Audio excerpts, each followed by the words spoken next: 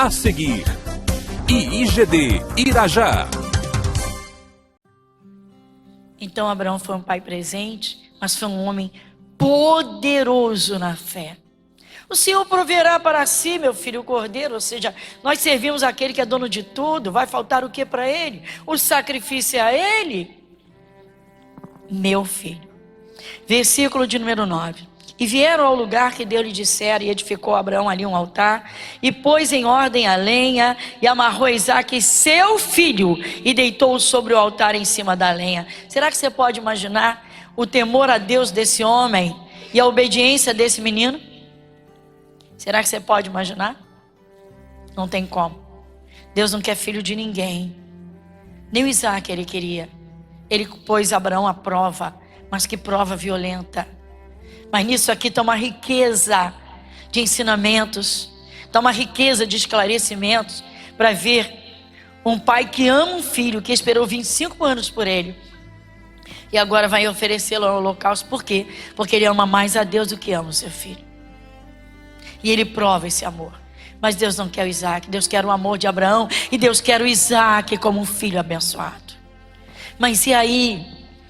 Versículo de número 10. Eu vou repetir o 9. E vieram ao lugar que Deus lhe dissera, e edificou Abraão ali um altar, e pôs em ordem a lenha, amarrou Isaque seu filho, e deitou sobre o altar em cima da lenha. E estendeu Abraão a sua mão, e tomou o cutelo para imolar o seu filho. O versículo 11. Mas o anjo do Senhor lhe bradou desde os céus, e disse: Abraão, Abraão. E ele disse: eis-me aqui. O filho precisou do pai. Meu pai, eis-me aqui. Deus chamou Abraão, eis-me aqui.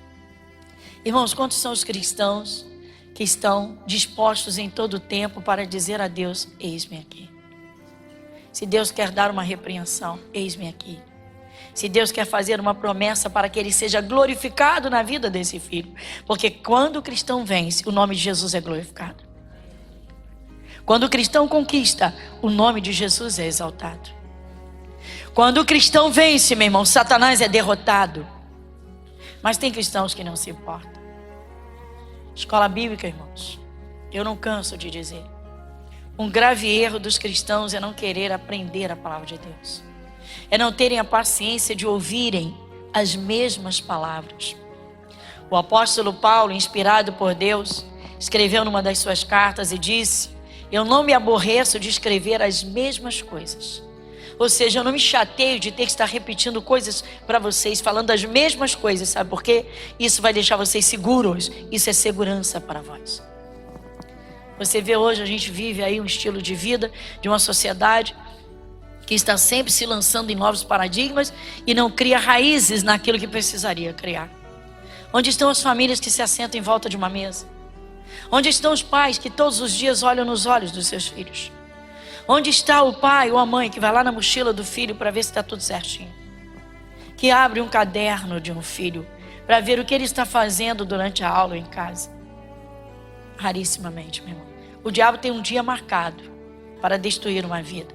Ele tem um dia marcado para iniciar uma desgraça mais à frente. Satanás, ele sabe trabalhar. Como muitas vezes manifesta e diz: não tenho pressa. Satanás diz: eu não tenho pressa. Mas ele tem pressa de roubar, matar e destruir. E então Abraão vai e diz a Deus: eis-me aqui. O anjo brada no céu, e esse anjo é Jesus. E ele diz: eis-me aqui. Versículo 12. Então disse: não estendas a tua mão sobre o moço, e não lhe faças nada, porquanto agora sei que temes a Deus, e não me negaste o teu filho, o teu único. Irmãos, será que a gente pode imaginar o amor que Abraão tinha por Isaque? Eu repito, um filho que foi esperado 25 anos. Foram 25 anos desde a primeira promessa até o nascimento do menino. Será que dá para nós imaginarmos o amor que esse pai tinha por esse filho? Porque isso é inerente, isso faz parte, irmãos. Quando você vê na nossa sociedade noticiários aí loucos, absurdos, de pais que matam filhos, filhos que matam pais, mas nós sabemos que tais pessoas estavam totalmente possuídas, possessas de demônios. Até aquele estado justificado né? Cientificamente, estado puerperal de uma mulher pós-parto, que joga um filho pela janela, que mata um filho, que bota no... Isso é satânico, isso é possessão. É só abrir uma Bíblia e entender com simplicidade. Quem rouba, mata e destrói é Satanás. O ser humano, ele tem dentro de si isso da parte de Deus. Todo ser humano tem. O Espírito Santo diz que no fundo do coração há um senso de certo e errado. E lá no fundo do coração tem esse vínculo tão forte com a família. Isso é de Deus. Então, será que a gente pode imaginar o que Abraão estava? Como é que ele estava? Bom, eu vou obedecer a Deus, mas eu tenho certeza. Deus me deu filho, o filho é meu. Nem que ele tenha que ressuscitar esse filho, mas o filho ele me deu. É quando ele diz: o Senhor proverá. Meu filho, o Senhor proverá para si. Eu dou uma parada aqui, por quê? Porque Abraão conheceu Deus como o Deus Todo-Poderoso, como o Deus de tudo e de todos, mas Abraão conheceu Deus muito bem, como Deus das suas provisões. Abraão nunca precisou pegar um empréstimo, sabe por quê? Porque Abraão creu em Deus. Marca essa página e vai em Romanos capítulo 4. Você pode ler comigo o versículo 20 e o 21, só esse pedacinho. Agora, quem vai ler comigo? E não duvidou da promessa de Deus por incredulidade, mas foi fortificado na fé, dando glória a Deus. E estando certíssimo de que o que ele tinha prometido era poderoso para o fazer. Glória a Deus. Irmãos.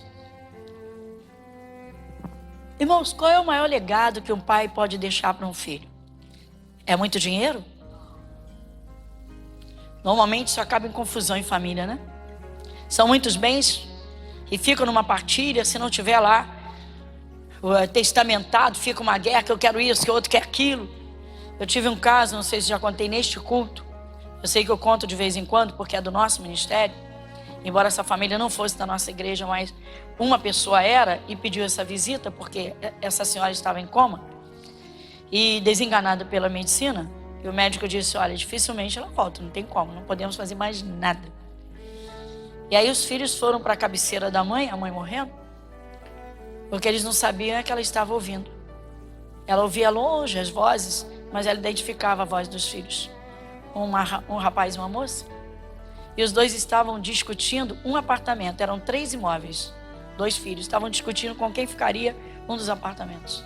A mãe viva e eles na cabeça da mãe num CTI. Porque eles não sabiam que ela estava ouvindo.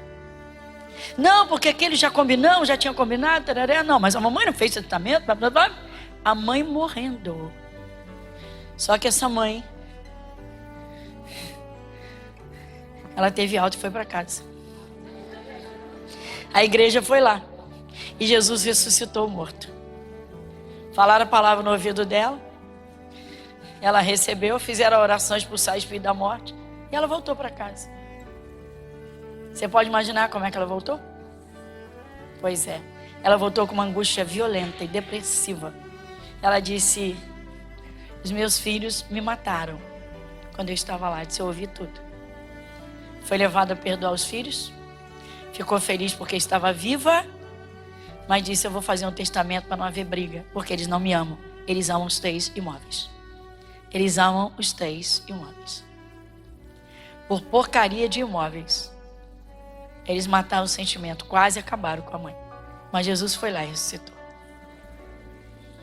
Jesus é lindo, não? Sabe o que eu quero contemplar com você? Qual foi o primeiro versículo mesmo que nós lemos? Foi de Davi, não foi? Davi disse que nunca viu quem desamparado? Então, vamos lá. Davi disse: nunca vi o justo desamparado. O justo. Mas quem é justo? Aquele que teme a Deus e pratica a sua palavra. Aquele que tem um coração sincero. Aquele que é correto. Aquele que anda na luz. Abraão foi considerado justo. Lê o versículo seguinte. Versículo 22. Vamos juntos? Pelo que isso lhe foi imputado, pelo que isso lhe foi também imputado como justo. Então diga: Abraão era justo. Diga: Abraão era justo. Irmãos, Ai, meu Deus, o que eu faço para ser justo? Crê em Jesus, pratica a sua palavra, só isso. Somos seres humanos, somos comedores de feijão com arroz, de batata, de carninha, né? Para quem gosta de carne. Né? Sim ou não? Somos comedores de batata. Somos seres humanos, mas Jesus nos justifica. A nossa fé em Deus. Abraão, irmãos, foi um homem que teve um amor a Deus acima do amor ao seu filho. Mas teve um amor ao filho tão extraordinário que cresceu numa fé para dizer: esse filho é meu, nós iremos e voltaremos. E não deixou de amar a Deus acima do amor ao seu filho. Sabe o que Deus fez? Deus disse: não vai faltar nada para ele. E mais, eu vou estender a bênção para a descendência dele. Abra lá de volta no capítulo 22 para terminar essa parte e ver a outra. Em Gênesis 22, versículo de número 13, vamos repetir o 12. Gênesis 22, 12 e 13, lê comigo. Então disse: não estendas a tua mão sobre o moço e não lhe faças nada, porquanto agora sei que temes a Deus, e não me negaste o teu único filho, o teu único. Dá uma paradinha. Irmãos, Deus sabia, Deus é onisciente e sabia que Abraão o amava mais do que amava Isaac. Deus sabia que Abraão iria obedecê-lo até a última instância. Deus sabia. Mas sabe o que Deus queria? O que Deus quis? Eu só consigo ver desse jeito. Como é que o mundo espiritual, anjos e demônios, saberiam que Abraão amava mais a Deus do que o seu filho? Essa foi a prova. Essa foi a prova. Não foi uma brincadeira. Deus não quer isso de ninguém, meu irmão. Deus não quer isso de ninguém. Abraão representa Deus. Ele é o nosso pai na fé. Então Deus fez isso com Abraão. E aí, pois é. Mas Abraão profetizou, segurou firme na fé. Então eu vejo Abraão extraordinariamente grande como pai. O pai do Isaac. Que não o deixa um instante sequer. Que não o abandona, que educa. Que é um homem de Deus poderoso. Mas Abraão dá um exemplo extraordinário de vida. Meu pai, estou aqui, meu filho, pode falar. Meu pai, pode perguntar. E o pai respondia. Você consegue responder todas as perguntas dos seus filhos? Você não se engasga para responder alguma?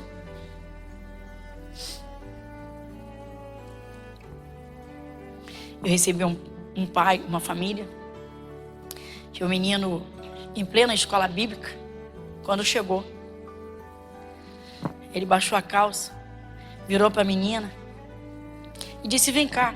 A menina olhou, no instante que a doutrinadora, não foi aqui não, foi em outra igreja nossa. No instante que a professora, a menina que era professora lá, no caso as doutrinadoras, ela se virou para apanhar alguma coisa, ela levou um susto. Vamos vestir essa roupa, menina. Por quê? Meu pai me ensinou, tem que mostrar para as meninas. Caramba, a menina veio falar comigo. Eu tive que chamar o pai e dizer: senhor, olha só, o que o senhor está ensinando para o seu filho?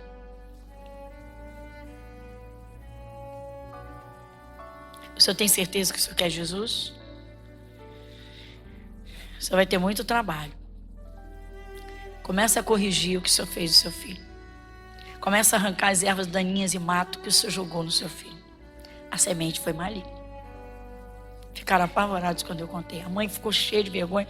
Mas pastor, por que a senhora fez? Porque eu não posso educar. Quem tem que educar são os pais. A igreja está aí para ensinar a palavra. Para ensinar a criança a orar. Para ensinar os valores. Mas não para corrigir filho de ninguém. Filho é corrigido pelos pais. Amém, igreja? Coisa séria. Numa ocasião anterior, o menino disse: meu pai me leva para passear na hora do almoço. E quando ele olha as garotas, ele me ensina e manda eu falar. Você vê, olha o tempo que era.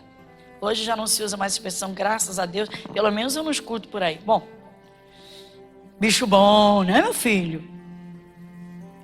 Mulher seminua, bicho bom, né, meu filho? Mas quem estava na vida dele era o bicho mau, chamado diabo. Você vê que legado Abraão deixa para o seu filho. E aí Deus providenciou, o carneirinho estava lá. Deus não queria o Isaac, não quer Isaac de ninguém. E aí, como é que terminou? Diz aqui, versículo 13. Então levantou Abraão seus olhos e olhou, e eis um carneiro detrás dele, travado pelas suas pontas no mato. E foi Abraão, tomou o carneiro e ofereceu o holocausto em lugar de seu filho. E chamou Abraão o nome daquele lugar, o Senhor proverá. De onde se diz até o dia de hoje, o dia que foi escrito, o monte do Senhor se proverá. Vou dar uma parada aqui porque nós vamos agora visitar o Isaac, que está adulto, maduro, casado, já tem uma idade relativa. Isaac tem uma família e o Isaac vai passar um momento na terra, como o Brasil está dizendo, crise, crise, crise. Nós vamos ver o que Deus faz com a descendência de um justo. Vamos lembrar do Salmo 37, 25? Vamos lá rapidamente lá? Vamos lá? Rapidamente? Essa riqueza que a palavra de Deus nos dá, esse tesouro. Mais uma vez, Salmo 37, 25. Vamos ver na prática como é que fica a descendência do justo. Quem vai ler comigo? Fui moço e agora sou velho, mas nunca vi desamparado o justo, nem a sua descendência. Glória a Deus. Quantos aqui são pais? Pai, papai, mamãe, quantos aqui são? Papai, mamãe? Então, meu irmão, essa bênção é tua. Forte, não? Deus cuida de você e olha para os seus filhos. E aí, você plantou e Deus vai fazer a colheita bonita. E aí, vamos lá? Agora a gente vai lá em Gênesis 27. Nós estávamos no 22, vamos no 27 para encerrarmos no 27. Eu falei 27, é 26. 26, corrigido. Então vamos lá, 26. O que diz o título? Isaac vai a Gerar por causa da fome. E havia fome na terra, além da primeira fome, que foi nos dias de Abraão. Por isso foi-se Isaac a Abimeleque, rei dos filisteus, em Gerar. E apareceu-lhe o Senhor e disse: não desças ao Egito, habita na terra que eu te disser. Peregrina nesta terra e serei contigo, e te abençoarei, porque a ti e a tua semente darei todas estas terras, confirmarei o juramento que tenho jurado a Abraão teu pai, e multiplicarei a tua semente como as estrelas dos céus, e darei à tua semente todas estas terras, e em tua semente serão benditas todas as nações da terra. Versículo 5. Porquanto Abraão obedeceu à minha voz e guardou o meu mandamento, os meus preceitos e os meus estatutos e as minhas leis. Glória a Deus. Está confirmado? Está confirmada a benção? Você observou que era tempo de fome na terra? Tempo de crise? Meu irmão, não era o que está acontecendo não. Isso aqui era coisa grave. Isso era coisa gravíssima, não tinha para ninguém. Mas os olhos de Deus estavam sobre quem? A descendência de Abraão. Se Deus prometeu, Deus cumpriu. Deus olhou, Deus estendeu os seus olhos. Aquele é filho do meu servo. Aquele é herança bendita do meu servo. Atenta para isso, pai. Atenta para isso, mãe. O maior legado que um pai e uma mãe podem deixar para um filho é a sua comunhão com Deus e a sua bênção sobre esses filhos. A sua conduta, a sua presença de pai, a sua presença de mãe. Tem filhos que hoje têm tudo na vida. Quando vira o ano, já recebe o carro zero. O smartphone que sai todo ano, está lá, o filho é um dos primeiros a receber. Tem tudo, mas não tem pai. Abraão foi um pai presente, mas ele soube ser filho de Deus. E ele tinha uma fé inabalável. Abraão deixou o verdadeiro legado. E Deus não esqueceu de Abraão. Quando Deus olhou para Isaac, lembrou do pai e disse: esse é filho do meu servo. Esse é filho de um justo. Glória a Deus. O que aconteceu? Ele está em Gerar. Todo o planeta está em fome. Gerar era uma terra dos filisteus, um povo que odiava o povo de Deus. E Deus disse: fica nessa terra, é aí que você vai ficar. Fica nessa terra. Você não vai sair daqui não. Você não precisa sair para procurar empréstimo. Você não precisa sair desesperado para buscar ajuda no homem. Você não precisa. Habita nesta terra e eu serei contigo. Sabe o que o Isaac fez? Nós vimos no culto anterior. Dá uma chegadinha no versículo 12. Quem vai ler comigo? Em voz alta. Semeou Isaac naquela mesma terra e colheu naquele mesmo ano sem medidas. Por quê? Confirmou-se agora as palavras de Davi? Deus não abandona o justo? E a descendência do justo é abençoada? Diga glória a Deus. Então diga: eu e minha casa. E agora os papais digam: eu e meus filhos. Diga: eu e minha família. Glória a Deus. Está aí, irmãos. Está aí a palavra. O que Deus promete, Ele cumpre. Só depende de você. Que filho de Deus é você?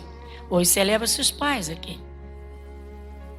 O programa deve passar daqui a algum tempo. Mas hoje celebra-se o Dia dos Pais. A pergunta é: que filho de Deus sou eu? Que filho sou eu para o meu Pai Celestial? Por quê? Porque Ele é quem cuida de você e dos seus filhos e da sua família. Igreja Internacional da Graça de Deus, Avenida Monsenhor Félix, 1120, Irajá.